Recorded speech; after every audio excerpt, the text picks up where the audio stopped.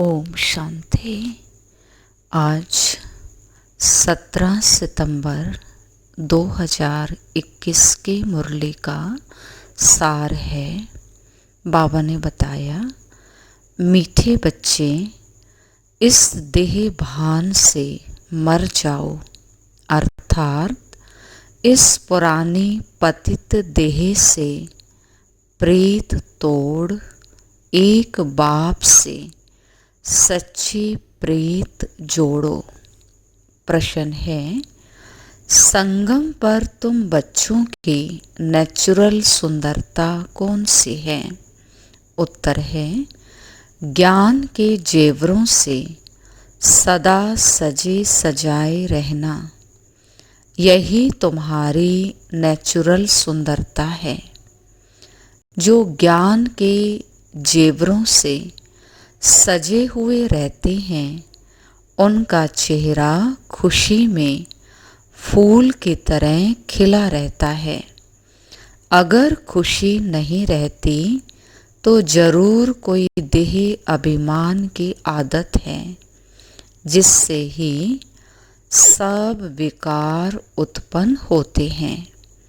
गीत है, महफिल में जल उठी शमा परवाने के लिए। ओम शांति। बाबा ने कहा, इस गीत का अर्थ कितना विचित्र है। प्रीत बनी है किसके लिए? मरने के लिए। किससे बनी है? भगवान से। क्योंकि इस दुनिया से मरकर उनके पास जाना है। ऐसी कब किसके साथ प्रीत हुई है क्या, जो यह ख्याल में आए कि मर जाएंगे, फिर कोई प्रीत रखेंगे क्या? गीत का अर्थ कितना वंडरफुल है। क्षमा से परवाने प्रीत रख, फेरी पहन जल मरते हैं। तुमको भी बाप के पास आते आते यह शरीर छोड़ना है, अर्थात बाप को याद करते करते शरीर छोड़ना है। यह तो जैसे बड़ा दुश्मन हो गया, जिसके साथ हम प्रीत रखें और मर जाएं। इसीलिए मनुष्य डरते हैं। दान पुण्य तीर्थ यात्रा आदि करते हैं भगवान के पास जाने के लिए। शरीर छोड़ते हैं तो मनुष्य कहते हैं, भगवान को याद करो। भगवान कितना नामी ग्रामी है। वो आते हैं तो सारी पुरानी दुनिया को ख़त्म कर देते हैं। तुम बच्चे जानते हो, हम इस यूनिवर्सिटी में आते ही हैं पुरानी दुनिया से नई दुनिया में जाने के लिए। पुरानी दुनिया को पतित दुनिया, नरक कहा जाता। बाप नई दुनिया में जाने का रास्ता बताते हैं। सिर्फ मुझे याद करो। मैं हूँ हेवनली गॉड फादर। उस फादर से तुमको धन, मलकियत, मकान आदि मिलेगा। बच्चियों को वर्षा मिलना नहीं है, उनको दूसरे घर भेज देते हैं। गोया वह वारिस नहीं हुई। यह तो बाप है, सब आत्माओं का बाप। इनके पास सबको आना है, मरना है। कोई समय जरूर बाप आते हैं, सबको घर ले जाते हैं। क्योंकि नई दुनिया में बहुत थोड़े मनुष्य होते हैं, पुरानी दुनिया में तो बहुत हैं। नई दुनिया में मनुष्य भी थोड़े और सुख भी बहुत होता है। पुरानी दुनिया में बहुत मनुष्य हैं तो दुख भी बहुत है। इसीलिए पुकारते रहते हैं। बापू गांधी, जिसको भारत का पिता समझते थे, वो भी कहते थे, हे पतित पावन आओ। सिर्फ उनको जानते नहीं थे, समझते भी हैं पतित पावन परम पिता परमात्मा है, वही वर्ल्ड का लिबरेटर है। राम सीता को तो सारी दुनिया नहीं मानेगी ना, यह भूल है। सारी दुनिया परम पिता परमात्मा को लिबरेटर गाइड मानती है, लिबरेट करते हैं दुखों से। अच्छा, दुख देने वाला कौन? बाप तो दुख दे ना सके, क्योंकि वह पतित पावन है। पावन दुनिया सुख धाम में ले जाने वाला है। तुम हो उस रूहानी बाप के रूहानी बच्चे। जैसे बाप वैसे बच्चे। लौकिक बाप के हैं जिस्मानी बच्चे। अभी तुम बच्चों को समझना है, हम आत्मा हैं, परम पिता परमात्मा हमको वर्षा देने आए हैं। हम स्टूडेंट हैं, ये भूलना नहीं चाहिए। बच्चों की बुद्धि में रहता है। शिव बाबा मधुबन में मुरली बजाते हैं। वह काठ की मुरली तो यहाँ नहीं है। श्री कृष्ण का डांस करना, मुरली बजाना, वह भक्ति मार्ग का है। तुम श्री कृष्ण के लिए मुरली नहीं कह सकते। मुरली शिव बाबा बजाते हैं ज्ञान की। तुम्हारे पास अच्छे अच्छे गीत बनाने वाले आएंगे। गीत अक्सर करके पुरुष ही बनाते हैं। तुमको कोई भक्ति मार्ग के गीत आदि नहीं गाने। तुम्हें तो एक शिव बाबा को याद करना है। बाप कहते हैं मुझ अल्फ को याद करो। शिव को कहते हैं बिंदी। व्यापारी लोग बिंदी लिखेंगे तो कहेंगे शिव। एक बिंदी लिखें 10 हो जाएगा, फिर बिंदी लिखो तो 100 हो जाएगा, फिर लिखो तो 1000 हो जाएगा। तुमको भी शिव बाबा को याद करना है। जितना शिव को याद करते हो तो आधा कल्प के लिए बहुत साहूकार बन जाते हो। वहाँ गरीब होते ही नहीं, सब सुखी रहते हैं। दुख का नाम नहीं।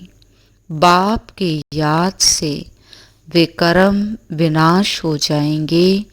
तुम बहुत धनवान बनेंगे। इसको कहा जाता है सच्चे बाप द्वारा सच्ची कमाई। बाबा ने कहा यही साथ चलेगी। मनुष्य सभी खाली हाथ जाते हैं, तुमको भरतू हाथ जाना है। बाप को याद करना है और पवित्र बनना है। बाबा ने समझाया पवित्रता होगी तो पीस प्रॉस्पेरिटी मिलेगी। तुम आत्मा पहले पवित्र थी, फिर अपवित्र बनती हो। सन्यासियों को भी सेमी पवित्र कहेंगे। तुम्हारा है फुल सन्यास। तुम जानते हो वह कितना सुख पाते हैं। थोड़ा सुख है फिर तो दुख ही है। वो सब है भक्ति मार्ग। भक्ति मार्ग में हनुमान की पूजा करो तो उसका दीदार हो जाता है।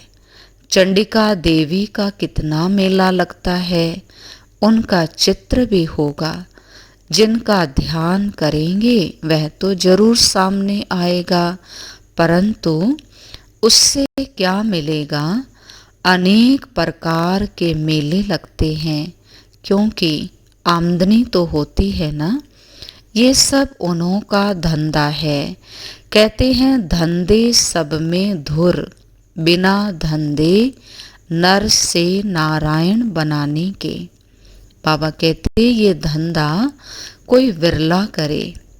बाप का बनकर सब कुछ देह सहित बाप को दे देना, क्योंकि तुम जानते हो हमको नया शरीर चाहिए।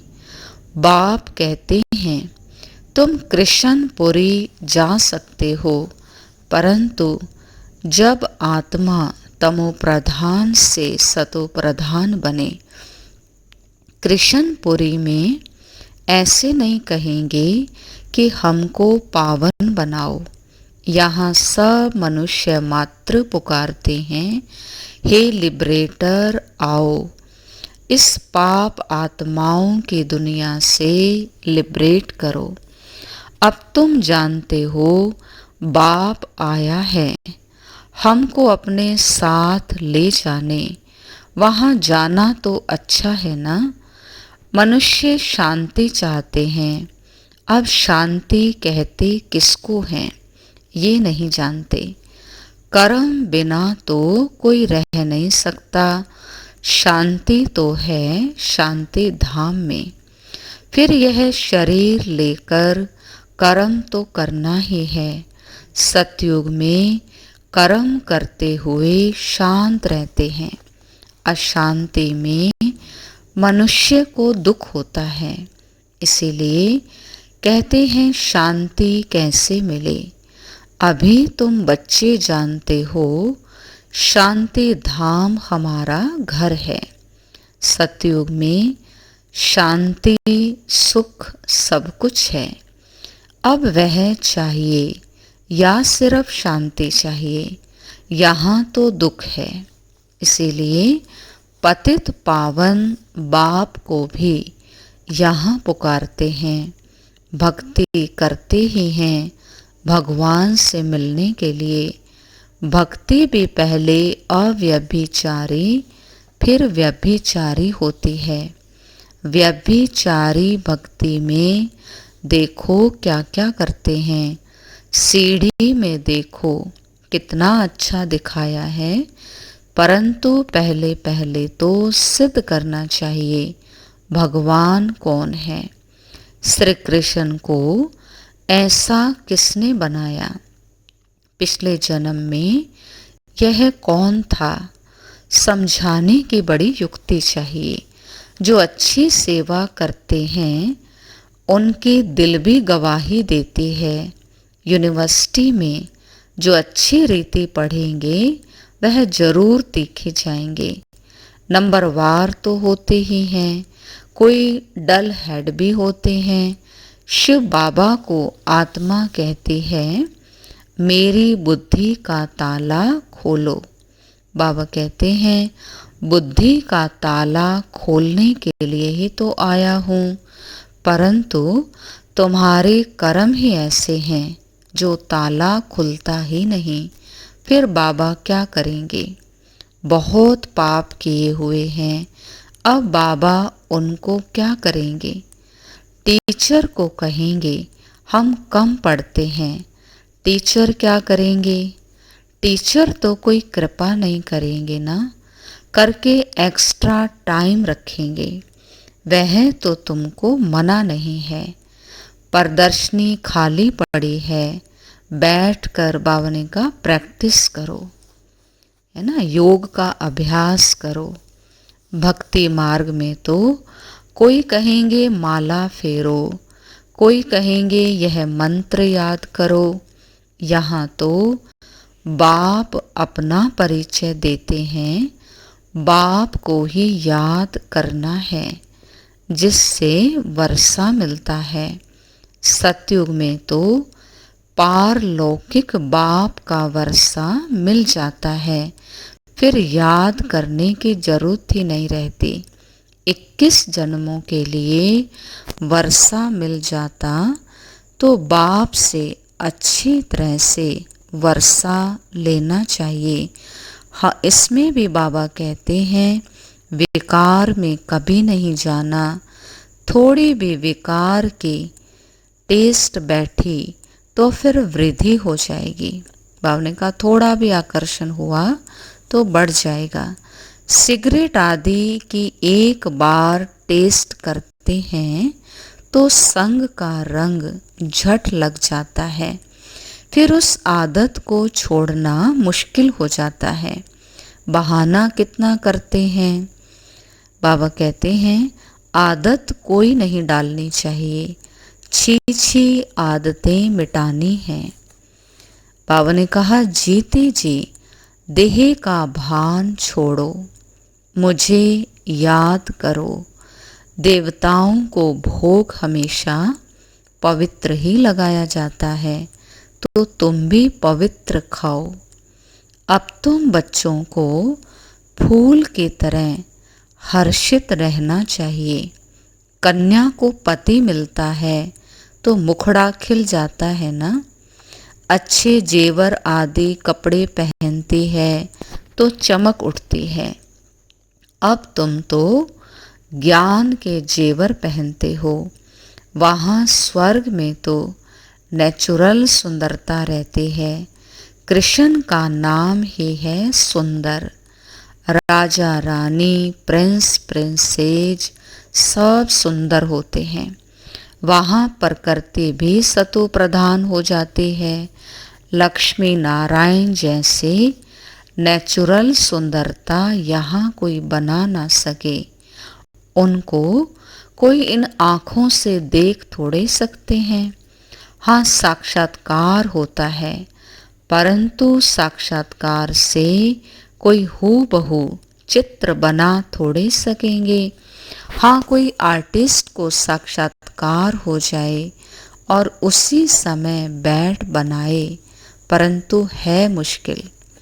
तो तुम बच्चों को बहुत नशा रहना चाहिए। अभी बाबा हमको लेने के लिए आया है। बाबा से हमें स्वर्ग का वर्षा मिलता है। अब हमारे 84 जन्म पूरे हुए। बाबा कहते ऐसे ऐसे ख्याल बुद्धि में होने से खुशी होगी। विकार का जरा भी ख्याल नहीं आना चाहिए। बाप कहते हैं काम महाशत्रु है। द्रौपदी ने भी इसीलिए पुकारा है कि मुझे अपवित्र होने से बचाओ। बाबा ने कहा तुम एक मेरे से ही सुनो और यही श्रीमत औरों को सुनाओ। फादर शोज सन, सन शोज फादर। फादर कौन? शिव फादर। शिव और सालिग्राम का गायन है। शिव बाबा जो समझाते हैं इस पर फॉलो करो। फॉलो फादर, ये गायन उनका है। बाबा कहते मीठे बच्चे फॉलो कर पवित्र बनो। फॉलो करने से ही तुम स्वर्ग के मालिक बनेंगे। लौकिक बाप को फॉलो करने से 63 जन्म तुम सीढ़ी नीचे उतरते हो। अब पारलौकिक बाप को फॉलो कर ऊपर चढ़ना है, बाप के साथ जाना है। बाबा कहते हैं एक एक रतन लाखों रुपयों का है। बाप रोज समझाते रहते हैं मीठे मीठे बच्चे, पहले पहले सबको दो बाप का परिचय देना है। लौकिक बाप वर्षा देते हैं पतित बनने का, पारलौकिक बाप वर्षा देते हैं पावन बनने का। कितना फर्क है।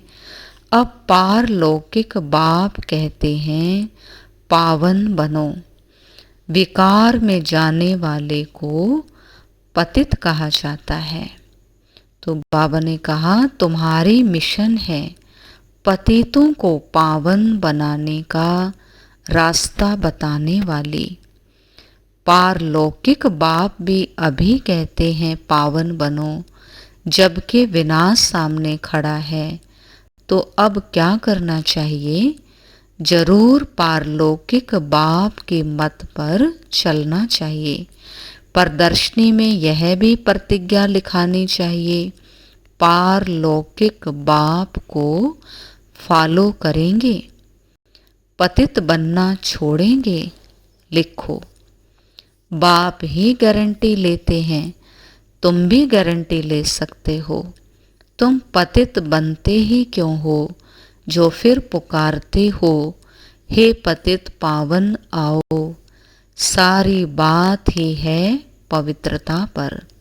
तुम बच्चों को दिन प्रतिदिन खुशी रहनी चाहिए। हमको बाबा स्वर्ग का वर्षा दे रहे हैं। अच्छा, मीठे मीठे सिकिलधे बच्चों प्रति मात पिता बाप दादा का याद प्यार और गुड मॉर्निंग। रूहानी बाप की रूहानी बच्चों को नमस्ते। हम रूहानी बच्चों की रूहानी बाप दादा को नमस्ते नमस्ते। Diamond morning, good morning. धारणा के लिए मुख्य सार है। बाबा ने कहा कोई भी गंदी आदत नहीं डालनी है। जीते जी देह का भान छोड़ना है। फूल मुआफिक हर्षित रहना है। पारलौकिक बाप को फॉलो कर पावन बनना है। उनकी श्रीमत पर चलने की प्रतिज्ञा करनी और करानी है। वरदान दिया, अपनी श्रेष्ठ वृत्ति द्वारा शुद्ध वायुमंडल बनाने वाले सदा शक्तिशाली आत्मा भव। बाबा कहते जो सदा अपनी श्रेष्ठ वृत्ति में स्थित रहते हैं, वे किसी भी वायुमंडल वाइब्रेशन में डगमग नहीं हो सकते। वृत्ति से ही वायुमंडल बनता है। यदि आपकी वृत्ति श्रेष्ठ है, शुद्ध है, तो वायुमंडल शुद्ध बन जाएगा। कई वर्णन करते हैं, क्या करें, वायुमंडल ही ऐसा है। वायुमंडल के कारण मेरी वृत्ति चंचल हुई, तो उस समय शक्तिशाली आत्मा के बजाय कमजोर आत्मा बन जाते हैं। लेकिन प्रतिज्ञा की स्मृति से वृत्ति को श्रेष्ठ बना दो तो शक्तिशाली बन जाएंगे, है ना। प्रतिज्ञा करके कि मैं परम पवित्र आत्मा हूँ, मैं शुद्ध आत्मा हूँ, मेरी वृत्ति शुद्ध है। तो बाबा ने कहा ऐसे वृत्ति को शुद्ध करने से वायुमंडल शुद्ध हो जाएगा और हम शक्तिशाली बन जाएंगे। स्लोगन है, गुण मूर्त बनकर सर्व को गुण मूर्त बनाना ही महादानी बनना है। खुद गुण मूर्त बनकर सभी को गुण मूर्त बनाना, गुणवान बनाना।